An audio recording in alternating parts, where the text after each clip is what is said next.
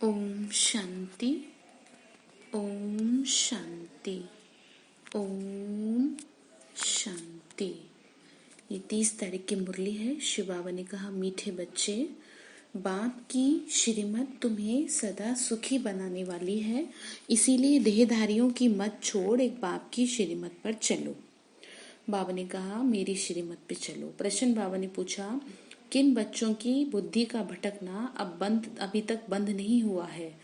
Answer है, जिन्हें ऊंच ते ऊंच बाप की मत में व ईश्वरीय मत में भरोसा नहीं है, उनका भटकना अभी तक बंद नहीं हुआ। यानी बुद्धि भटकती रहती है कि पता नहीं क्या होगा क्या नहीं, ये सब बातें, भक्ति की बातें। बाप में पूरा निश्चय न होने के कारण दोनों तरफ पांव रखते हैं। भक्ति, गंगा स्नान आदि भी करेंगे और बाप की मत पर भी चलेंगे। ऐसे बच्चों का क्या हाल होगा? श्रीमत पर पूरा नहीं चलते, इसीलिए धक्के खाते हैं। बाबा ने कहा, इसीलिए क्या करना पड़ता है? धक्के खाने पड़ते हैं। अब ये भी नहीं कह रहे कि भक्ति मत करो, एक चीज कर लो, जिस चीज के लिए दिल करता है वो कर लो। गीत है, इस पाप की दुनिया से कहीं दूर ले चल। ओम शांति। बाबा ने कहा, बच्चों ने यह भक्तों का गीत सुना। अभी तुम ऐसे नहीं कहते हो, तुम जानते हो हमको उच्च ते उच्च बाप मिला है, वह एक है ही उच्च ते उच्च। बाबा ने कहा, बाकी जो भी इस समय के मनुष्य मात्र हैं, सब नीच ते नीच हैं। ऊंचे ते ऊंच, बाबा ने कहा, ऊंचे ते ऊंच मनुष्य भी भारत में ये देवी देवताएं थे, उनकी महिमा है। सबसे ऊंचे कौन थे? देवी देवता, सर्वगुण संपन्न थे। अब मनुष्य को ये पता ही नहीं कि इन देवताओं को इतना उच्च किसने बनाया। अभी तो बिल्कुल ही पतित हो पड़े हैं। बाप है ऊंचते उच्च, साधु संत आदि सब उनकी साधना करते हैं, यानी सब भगवान शिव को ढूंढते हैं। साधना करते ना, तो ऐसे साधुओं पिछाड़ी मनुष्य आधा कल्प भटके हैं। अभी तुम जानते हो ना, बाबा आया हुआ है, हम बाप के पास जाते हैं, वह हमको श्रीमत देकर श्रेष्ठ ते श्रेष्ठ सदा सुखी बनाते हैं। रावण की मत पर तुम कितने तुच्छ बुद्धि बने हो। बाबा ने कहा, रावण की मत पे तुम क्या बने हो? बहुत तुच्छ बुद्धि बने हो। कहने का मतलब ये, बुद्धि कैसी कर दी रावण ने? एकदम तुच्छ कर दी ना। अभी तुम और किसी की मत पर न चलो। मुझ पतित पावन को बुलाया है, फिर भी डुबोने वालों के पिछाड़ी क्यों पड़ते हो? बाबा ने कहा, तुमने मुझे बुलाया फिर भी डुबोता रावण है ना। एक की मत को छोड़ अनेकों के पास धक्का खाने क्यों रहते हो? कई बच्चे ज्ञान भी सुनते रहेंगे, फिर जाके गंगा स्नान भी करेंगे, गुरुओं के पास भी जाएंगे। बाबा कहते हैं, वह गंगा कोई पतित पावनी नहीं है। फिर भी तुम मनुष्यों की मत पर जाए स्नान आदि करेंगे तो बाप कहेंगे, मुझ ऊंच ते ऊंच बाप की मत पे भरोसा नहीं है। बाबा ने कहा कि देखो, एक की सुनो ना, भगवान स्वयं अपना परिचय दे रहे हैं, स्वयं बता रहे हैं, तो इसलिए कह रहे हैं ना कि तुम्हें मुझ पर भरोसा नहीं है क्या?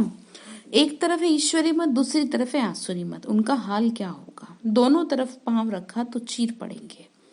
बाप में पूरा निश्चय नहीं रखते, कहते भी हैं बाबा हम आपके हैं, आपकी श्रीमत पर हम श्रेष्ठ बनेंगे। हमको उच्च ते उच्च बाप की मत पर, बाबा ने कहा, हमको उच्च ते उच्च बाप की मत पर अपने कदम रखने हैं। शांतिधाम सुखधाम का मालिक तो बाप ही बनाएंगे। फिर बाबा कहते हैं, जिसके शरीर में मैंने प्रवेश किया उसने तो 12 गुरु किए हैं। बाबा ने कहा, फिर भी तमो प्रधान ही बना, फायदा तो कुछ नहीं हुआ। अब बाप मिला है तो सब कुछ छोड़ दिया। बाबा ने कहा, मैं मिला हूँ, तो कईयों की बुद्धि में आता है कि असल में ये चीज क्या है ना, ऐसे छोड़ने वाली नहीं है, ये क्या है, तृप्ति की बात है।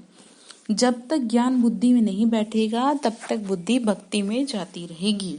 जिस दिन ज्ञान बुद्धि में बैठ गया उस दिन क्या है, अपने आप मन हो जाएगा ऊपर उस चीज से। परंतु इसका अर्थ ये नहीं है कि आपको भक्ति करने के लिए मना किया जा रहा है। जिसको जो अच्छा लगता है वो करे, किसी को कुछ मना नहीं है, लेकिन भगवान पे विश्वास रखे, एक काम करे, कुछ तो करे। जो ज्ञान नहीं सुन रहा तो वो भक्ति करे, कुछ तो करे, सही काम तो करे कुछ।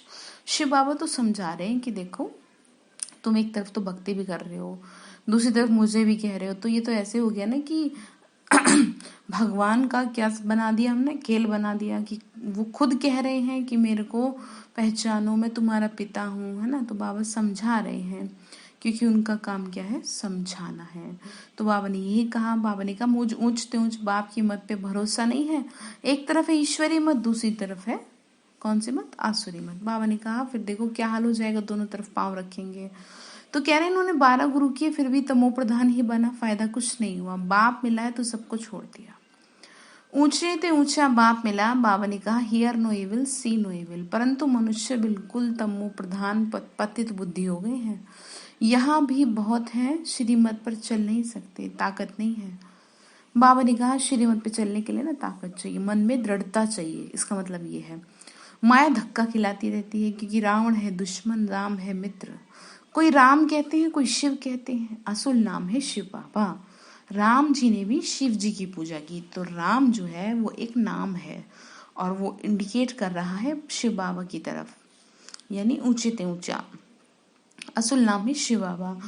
मैं पुनर्जन्म में नहीं आता हूँ, मेरा ड्रामा में नाम ही शिव रखा हुआ है। एक चीज के 10 नाम रखने से कंफ्यूजन क्रिएट हो गई है, जिसको जो आया सो नाम रख दिया। असल में मेरा नाम शिव है, मैं शरीर में प्रवेश करता हूँ, मैं कोई कृष्ण आदि में नहीं आता। ये बात तो गीता में भी लिखी हुई है। अगर आपको ऐसे समझ में नहीं आता तो आप गीता उठाएं, और गीता में स्वयं लिखा हुआ है, भगवान वाच, भगवान खुद कह रहे हैं मैं मनुष्य की तरह नहीं दिखता हूँ, ठीक है ना, शरीर में नहीं आता हूँ मनुष्य जैसे। बाबा ने कहा मैं शरीर में प्रवेश करता हूँ, मैं कोई कृष्ण में नहीं आता। वह समझते हैं विष्णु तो सूक्ष्म वतन में रहने वाला है, वास्तव में वह है युगल रूप। युगल समझते हैं ना, लक्ष्मी नारायण का कंबाइंड रूप विष्णु। प्रवृत्ति मार्ग है, बाकी 4 भुजा तो कोई होती नहीं। 4 भुजा माना प्रवृत्ति मार्ग, यानी 2 भुजा स्त्री की, 2 भुजा पुरुष की, तो क्या हो गया, प्रवृत्ति मार्ग हो गया, यानी कि गृहस्थी मार्ग। गृहस्थ बताया ना, 2 भुजा है, निवृत्ति मार्ग। बाप ने प्रवृत्ति मार्ग का धर्म स्थापन किया है, सन्यासी निवृत्ति मार्ग के हैं। प्रवृत्ति मार्ग वाले ही फिर पावन से पतित बनते हैं, इसीलिए सृष्टि को थमाने के लिए सन्यासियों का पाठ है। बाबा ने कहा प्रवृत्ति मार्ग वाले ही बाबा ने कहा प्रवृत्ति मार्ग का धर्म स्थापन किया, सन्यासी निवृत्ति मार्ग के हैं। फिर प्रवृत्ति मार्ग वाले ही क्या बनते हैं, पावन से फिर पतित बनते हैं, इसीलिए सृष्टि को थमाने के लिए पवित्र बनने का बाबा ने ये रखा। ये बाबा ने कहा वह भी लाखों करोड़ों है, मेला जब लगता है तो बहुत आते हैं। यह खाना, बाबा ने कहा वह खाना पकाते नहीं, गृहस्थियों की पालना पर चलते हैं। कर्म संन्यास किया फिर भोजन कहाँ से खाएं, तो गृहस्थियों से खाते हैं। गृहस्थी लोग समझते हैं ये हमारा दान हुआ, ये भी पुजारी पतित था। अब फिर श्रीमत पे चल पावन बना रहे हैं। बाप से वर्षा लेने का पुरुषार्थ करो, तभी तो कहते हैं फॉलो फादर। माया हर बात में पछाड़ती है, इसीलिए ब्रह्मा बाप को फॉलो करो। देहाभिमान में आने से मनुष्य बहुत गफलत करते हैं, भले गरीब हो या साहूकार हो, परंतु देहाभिमान जब तक ना टूटे तो कुछ ना हो। इसीलिए मेहनत है, शरीर के भान को तोड़ो। कह रहे हैं बच्चे अपने को आत्मा समझ, मुझे याद करो, तुम देह अभिमान में क्यों आते हो। ड्रामा अनुसार देहाभिमान में आने है। फिर कह दिया बाबा ड्रामा क्या के सब फुल स्टॉप लगा देते हैं कि ड्रामा में था तो ठीक है, चलो मेरा समझाना भी ड्रामा में, फिर उठो। बाबा ने कहा तो ड्रामा में था, ड्रामा अनुसार देहाभिमान में है, इस समय तो देहाभिमानी बन पड़े। बाबा कहते हैं तुम तो आत्मा हो, आत्मा ही सब कुछ करती है। आत्मा शरीर से अलग हो जाए फिर शरीर को काटो, आवाज कुछ निकलेगी नहीं। आत्मा कहती है कि मेरे शरीर को दुख मत दो, आत्मा विनाशी है, शरीर विनाशी है। अपने को आत्मा समझ मुझ बाप को याद करो, देही अभिमानी बनो, यानी देह का भान छोड़ दो। ये बात समझा रहे हैं। तुम बच्चे जितना देह अभिमानी बनेंगे उतना तंदुरुस्त और निरोगी बनते जाएंगे। कहने का मतलब ये है जितना आप प्रैक्टिस करेंगे खुद को आत्मा समझने की, उतना शरीर से रोग भी समाप्त होते जाएंगे।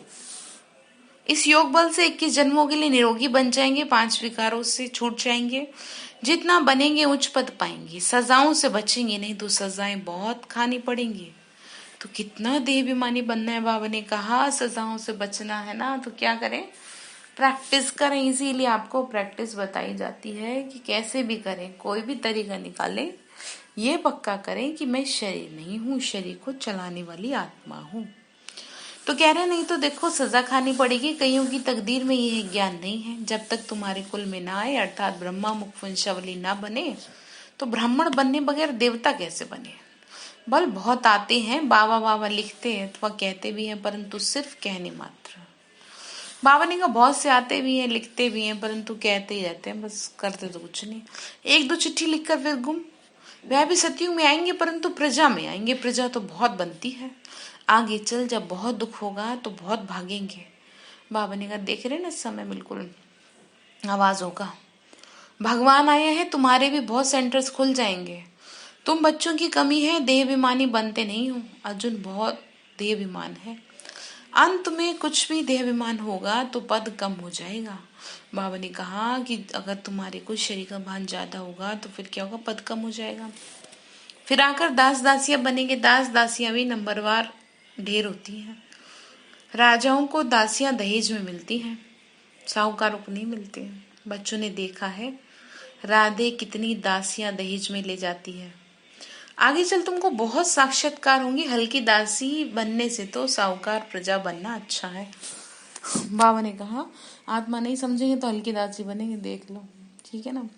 बाप का बनने से माया और अच्छी खातिरी करेगी, रुस्तम से रुस्तम होके लड़ेगी। देवाभिमान आ जाता है, शिव बाबा से मुंह फेर लेते हैं, बाबा को याद करने ही छोड़ देंगे। अरे खाने की फुर्सत है, खाने की फुर्सत तो है, और ऐसे बाबा जो विश्व का मालिक बनाते हैं उनको याद करने की फुर्सत नहीं है। अच्छे अच्छे शिव बाबा को भूल दे विमान में आ जा रहे हैं बच्चे।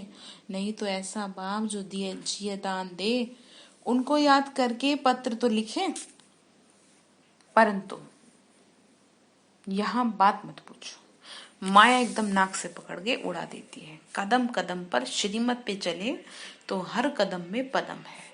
तुम अनगिनत धनवान बनते हो, वहां गिनती होती नहीं है। धन दौलत खेती बाड़ी सब मिलता है, वहां लोहा तांबा पीतल आदि नहीं होता। चलो स्वर्ग में देख के आओ फटाफट, सोने के सिक्के होते हैं, मकान ही सोने के बनाते हैं, तो क्या नहीं होगा। यहाँ तो है भ्रष्टाचारी राज्य, यथा राजा रानी तथा प्रजा। सतयुग में यथा राजा रानी तथा प्रजा सब श्रेष्ठाचारी होंगे, परंतु मनुष्य की बुद्धि में बैठता थोड़ी है। तमो प्रधान है। बाबा समझा रहे तुम भी ऐसे ही थे, कह रहे तुम भी ऐसे ही थे, तुम्हें तो मैंने बना दिया सही। बाबा कह रहे बच्चे देखो ये भी ऐसा था, अब मैं आके देवता बना रहा हूँ तो तुम बनते नहीं हो, मानते नहीं हो, आपस में लड़ते झगड़ते रहते हो। मैं तो बहुत अच्छा हूँ ऐसे कह देते हो। ये कोई समझते थोड़ी है कि हम दोजख में पड़े हैं। बाबा ने कहा कि कहते हैं कि हाँ हम तो बहुत सुखी हैं, बहुत अच्छे हैं, ये नहीं समझते दोजख मतलब होता है नर्क, रौरव नर्क। ये भी समझ रहे हो ना, ये सब नंबरवार पुरुषार्थ अनुसार होगा। मनुष्य बिल्कुल नर्क में पड़े हैं, रात दिन चिंताओं में पड़े हैं। ज्ञान मार्ग में जो आप समान बनाने की सेवा नहीं कर सकते, तेरे मेरे की चिंताओं में रहते हैं, वह बीमार रोगी है। बाबा ने कहा जो दर दर की बातों में रहता है वो है बीमार रोगी। इसीलिए ध्यान रखें बीमार ना हो। शरीर की बीमारी का तो फिर भी इलाज हो जाएगा, इसका कोई इलाज नहीं है। कह रहे हैं देखो मेरे सिवाय किसी को याद किया तो वह विचारी हो गए। अब बाबा कह रहे बच्चे किसी कोई की मत सुनो, मेरे से ही सुनो, केवल मुझे याद करो। देवताओं को याद करें तो भी बेहतर, मनुष्य को याद करने से कोई फायदा नहीं है। यहाँ तो बाबा कह रहे हैं तुम सिर को क्यों झुकाते हो, मैं तो तुम्हारा पिता हूं ना। 2 दिन पहले मुरली में कहा मुझे ये भगवान मत कहो, मुझे पिता के रूप में याद करो, सीधी सीधी बात करो, दिक्कत क्या है।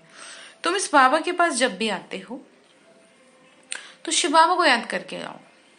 शिव बाबा को याद नहीं करोगे तो गोया पाप करते हो। बाबा कह रहे हैं पहले तो पवित्र बनने की प्रतिज्ञा तो करो, शिव बाबा को याद करो। बहुत परहेज है, पहले बहुत परहेज है, बहुत मुश्किल कोई समझता है, इतनी बुद्धि नहीं है बाप से कैसे चलना है। इसमें तो बड़ी मेहनत चाहिए, माला का दाना बनना कोई मासी का घर थोड़ी है। मुख्य है बाप को याद करना। तुम बाप को याद नहीं कर सकते हो, बाप की सर्विस नहीं कर सकते हो। बाप की सर्विस, बाप की याद कितनी करनी चाहिए तुम्हें। बाबा रोज कह रहे हैं, बाबा रोज कहते हैं पोता मेल निकालो। कितना पोता मेल निकाला बताते तो हो नहीं। जिन बच्चों को अपना कल्याण करने का ख्याल रहता है वह पूरी तरह पूरी परहेज करते हैं। परहेज कौन सी, विकारों की। उनका खान पान बड़ा सात्विक होगा। बाबा बच्चों के कल्याण के लिए कितना समझाते हैं, सब प्रकार की परहेज चाहिए, जांच करनी चाहिए हमारा खान पान ऐसा तो नहीं है, लोभी तो नहीं है। जब तक कर्मातीत अवस्था नहीं हुई तो माया उल्टा सुल्टा काम कराती रहेगी। बाबा ने कहा चेक करो, कहीं ऐसा तो नहीं जी नहीं बहुत सब तरह से अच्छा मिले तभी खाएं, नहीं। जैसा मिल जाए, बाबा से वायदा किया ना वैसा खाना खुशी से, कोई दिक्कत वाली बात नहीं है। कह रहे हैं देखो ऐसा है, जब तक कर्मातीत अवस्था नहीं हुई तो माया उल्टा सुल्टा काम कराती रहेगी, उसमें टाइम पड़ा है। बाबा ने कहा किसमें बोला? कर्मातीत अवस्था होने में, फिर मालूम पड़ेगा तुम्हें। अभी तो विनाश सामने है, आग फैल गई है। कह रहे आग फैल गई है, तुम देखेंगे कैसे एक दो को खत्म कर देंगे। नेचुरल कैलेमिटीज होगी, मुसीबत सबसे जास्ती भारत पर है। अपने ऊपर बहुत नजर रखनी है तुम्हें, हम क्या सर्विस करते हैं। कितनों को आप समान नर से नारायण बनाते हैं, कोई कोई में तो भक्ति में बहुत फंसे हुए हैं, तो समझते हैं ये बच्चियां क्या पढ़ाएंगी। जैसे कईयों को लगता है कि ये छोटी छोटी उम्र की हमें क्या समझाएंगी है, हमें बताएंगी है। तो बाबा ने कहा ये नहीं देखते कि इनको कौन कह रहा है बताने के लिए, तो सोचते हैं छोटी छोटी बच्चियां क्या पढ़ाएंगी। समझते नहीं है कि इनको पढ़ाने वाला भगवान बाप है। थोड़ा पढ़ा हुआ है व धन है तो लड़ने लग पड़ते हैं। बाबा ने कहा अपने अभिमान में थोड़ा पढ़े लिखे हैं, धन है, तो सोचते हैं हमें क्या जरूरत है इनको सुनने की, आबरू ही गंवा देते हैं, लड़ने लग पड़ते हैं। सदगुरु की निंदा कराने वाला ठौर ना पाए। ठौर का मतलब वैसे भी आपस में लड़ने की बात है। सदगुरु का निंदक ठौर ना पाए का मतलब ये होता है कि जो भगवान की निंदा कराने का पात वो बनता है, मतलब निमित्त बनता है, भगवान उसको कहीं भी, उसको मतलब कहने का ये, उसको कहीं भी जगह नहीं मिलती, वो दर दर से ठोकर खाता है। फिर पाई पैसे का पद जाएंगे पाके, पाई पैसे का पद जाकर पाएंगे। ठीक है, तो समझा क्या करेंगे? अच्छा, मीठे मीठे सिक्के लदे बच्चों प्रति माता पिता बाप दादा का याद प्यार और गुड मॉर्निंग। रूहानी बाप की रूहानी बच्चों को नमस्ते। रूहानी हम बच्चों की रूहानी माता पिता बाप दादा को नमस्ते। नमस्ते नमस्ते बाबा, नमस्ते। शुक्रिया बाबा, शुक्रिया बाबा, शुक्रिया बाबा। धारणा के लिए मुख्य सार है तेरी मेरी, तेरी मेरी कि चिंताओं को छोड़ आप समान बनाने की सेवा करनी है। आप समान का मतलब होता है बाप समान, यानी भगवान का परिचय देना, उसे शिव बाबा का परिचय देना है, उसे कुछ उसका जीवन सुधर जाए, अच्छा बन जाए, ऐसी सेवा करनी है। बाप से ही सुनना है, बाप को ही याद करना, वह विचारी नहीं बनना। ठीक है।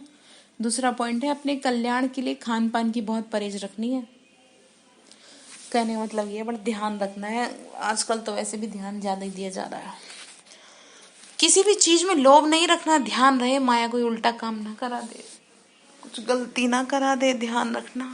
वरदान दिया शिव बाबा ने, प्रैक्टिकल जीवन द्वारा परमात्मा ज्ञान का प्रूफ देने वाले धर्म युद्ध में विजयी भव। बाबा ने कहा प्रैक्टिकल जीवन द्वारा जो ज्ञान आपने प्राप्त किया है ना, उसका प्रूफ देना है। बाबा ने कहा अभी धर्म युद्ध की स्टेज पर आना है। उस धर्म युद्ध में विजय बनने का साधन है आपकी प्रैक्टिकल जीवन, क्योंकि परमात्म ज्ञान का प्रूफ ही प्रैक्टिकल जीवन है। यानी कि आपने जो ज्ञान धारण किया है वही प्रैक्टिकल जीवन है आपका। आपकी मूर्त से ज्ञान और गुण की प्रैक्टिकल में दिखाई दे, क्योंकि आजकल डिस्कस करने से अपनी मूर्त को सिद्ध नहीं कर सकते, लेकिन प्रैक्टिकल धारणा मूर्त से एक सेकंड में किसी को भी शांत करा सकते हो। बाबा ने कहा आपके वाइब्रेशन से, आपके प्रैक्टिकल धारणा से आप किसी को भी शांत करा सकते हैं। इसी को बाबा ने कहा है धर्म युद्ध में विजयी भाव।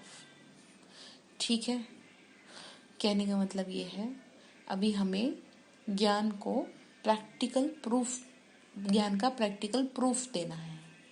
और वो प्रैक्टिकल प्रूफ क्या है? जो भी आपने ज्ञान है आपके अंदर, उसको प्रैक्टिकल में लाने का समय।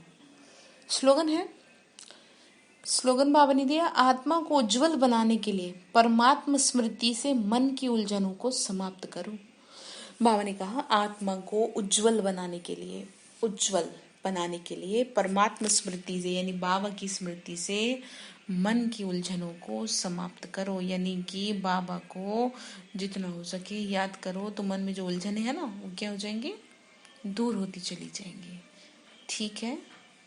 अच्छा, आज बाबा ने जो होमवर्क दिया है आपको खास ध्यान रखना है।